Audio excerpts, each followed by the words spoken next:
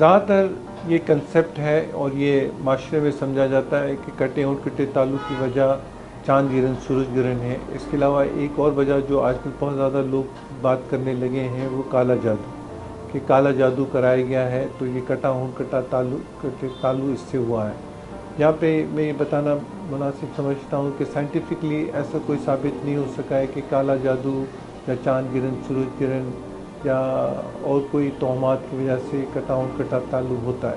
کٹے ہونٹ کٹے تالو کی وجہ جو سائنٹیفکلی پروون ہے وہ فولک ایسڈ ڈیفیشنسی ہے ماں کے اندر، اور ایون باپ کے اندر بھی اگر فولک ایسڈ ڈیفیشنسی ہو سکتا ہے تو کٹا ہونٹ کٹا تالو ہو سکتا ہے. باقی بہت سارے پری ڈسپوزنگ فیکٹرز ہیں جو اس کی طرف لے جا سکتے ہیں، لیکن وہ ایگزیکٹ وجہ نہیں ہے. تو کالے جادو کا کٹے ہونٹ کٹے تالو سے کوئی بھی تعلق نہیں ہے. شکریہ.